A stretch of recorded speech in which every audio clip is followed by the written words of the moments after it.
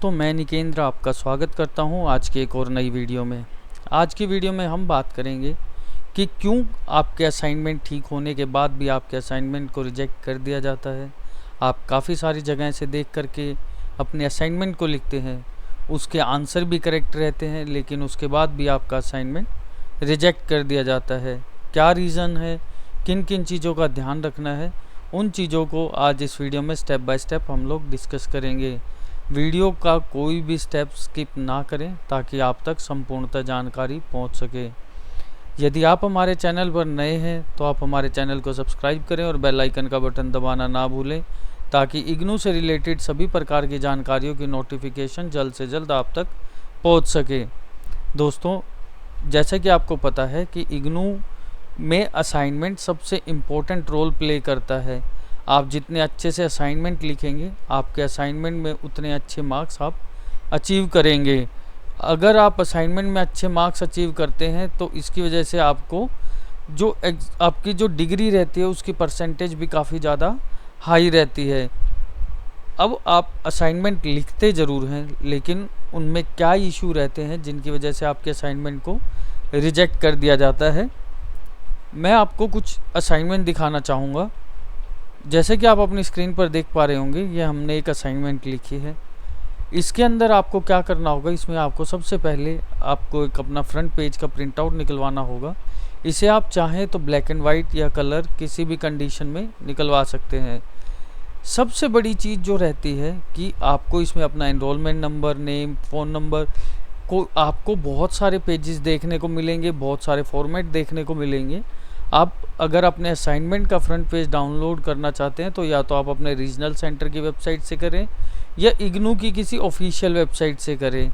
आपको बस उसमें ये चीज़ ध्यान रखनी है कि उसमें एनरोलमेंट नंबर हो, आपका नाम हो, आपका फ़ोन नंबर हो, आपका प्रोग्राम हो, प्रोग्राम का कोड हो, कोर्स का टाइटल हो, असाइनमेंट का क्या नंबर है और स्टडी सेंटर का कोड।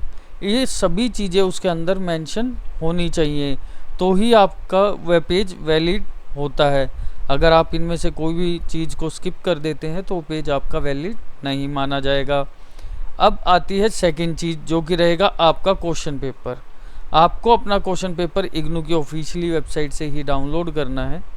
इसमें आपको एक चीज़ का ध्यान रखना है कि जो आप यहाँ पर सेशन देख पा रहे हैं, जैसे कि आपने यहाँ पर देखा जुलाई 24 और जनवरी 2025। अब इसमें क्या है कि यह जुलाई 2024 के लिए भी वैलिड था और अब जनवरी 2025 के लिए भी वैलिड है। इस केस में आप इन दोनों कंडीशन में आप इस असाइनमेंट का जो ये क्वेश्चन पेपर है इसे यूज़ कर सकते हैं, लिख सकते हैं। ये आपके असाइनमेंट को एक्सेप्ट किया जाएगा। काफ़ी जगह आपको देखने को मिलेगा कि जनवरी 2025 और दिसंबर 2025, तो वो भी आपका एक्सेप्ट कर लिया जाएगा, उसको भी रिजेक्ट नहीं किया जाएगा। लेकिन अगर यहाँ पर सिर्फ 2024 का ही अगर आप क्वेश्चन पेपर निकालते हैं तो उसमें आपको रिजेक्ट कर दिया जाएगा। आपको बहुत ध्यान रखना है इस बात का, कहीं आपकी मेहनत ख़राब ना चली जाए और आपका एक साल ख़राब ना हो जाए।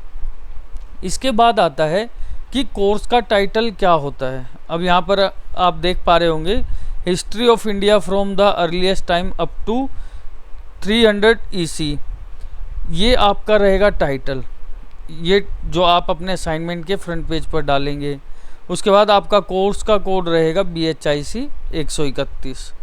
ये कुछ इस तरीके से आपको अपना असाइनमेंट का क्वेश्चन पेपर चेक करके ही लिखना होगा। और इसके बाद आप इसको क्रॉस वेरीफाई कर सकते हैं। जैसे आप थोड़ा सा इसमें नीचे आएंगे स्क्रॉल करने के बाद, तो आपको यहाँ पर भी देखने को मिल जाएगा 24 से 25 तक ये वैलिड है।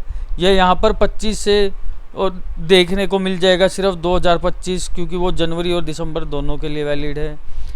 अब आती है एक और चीज़, आपको इसका प्रिंट आउट निकलवा करके इस तरीके से अपनी फ़ाइल में लगाना होगा, जैसे कि आप अपनी स्क्रीन पर देख पा रहे होंगे।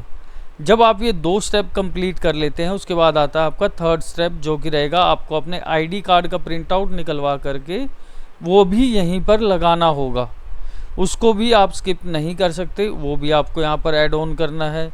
इसके बाद आता है आपका असाइनमेंट लिखने की बारी। असाइनमेंट को कुछ आप इस तरीके से लिखेंगे, जैसे कि आप देख पा रहे होंगे BHIC 131, history of India from the earliest time up to 300C।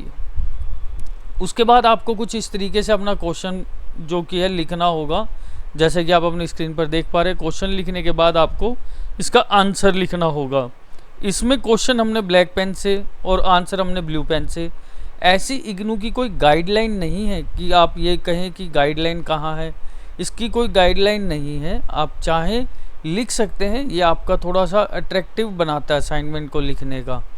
अब इसके बाद आप देख पा रहे हो हमने कैसे खुला खुला इसको लिखा है और प्रॉपर हैंड राइटिंग में इसको लिखा है। इसके बाद आप इसका अगला हेडिंग देख पा रहे होंगे कि जिसमें हमने हेडिंग को फिर दोबारा से ब्लैक पेन से हाईलाइट करके दिखाया है। उसके बाद ब्लू पेन से आपका फिर दोबारा से जो इसका रहेगा वो हमने लिखा है।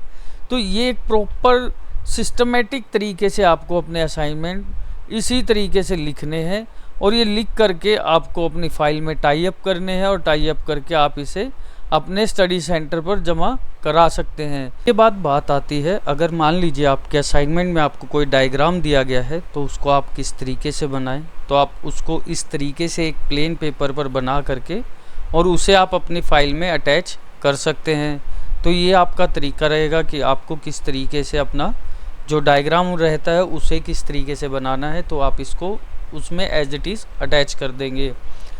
अगर आप इस तरीके से असाइनमेंट लिखेंगे तो आपके असाइनमेंट को रिजेक्ट नहीं किया जाएगा। अगर आप जॉब करते हैं और आप असाइनमेंट लिखने या बनाने में असमर्थ हैं तो आप हमारे दिए गए नंबर पर कॉन्टैक्ट कर सकते हैं। हमारी तरफ से आपको संपूर्णतः सहायता की जाएगी और आपको सभी असाइनमेंट प्रोवाइड कराए जाएंगे। और यदि आपको असाइनमेंट के PDF की रिक्वायरमेंट है तो उसके लिए भी आप हमारे दिए गए नंबर पर कॉन्टैक्ट कर सकते हैं। आपको हमारे नंबरों के अलावा और किसी नंबर पर कॉन्टैक्ट नहीं करना है, अन्यथा इस बात की रिस्पॉन्सिबिलिटी आपकी खुद की होगी। तो दोस्तों, कुछ इस तरीके से अगर आप असाइनमेंट लिखेंगे तो आपके असाइनमेंट को रिजेक्ट नहीं किया जाएगा। और वीडियो में दी गई जानकारी अगर आपको अच्छी लगी हो तो चैनल को सब्सक्राइब करें और बेल आइकन का बटन दबाना ना भूलें।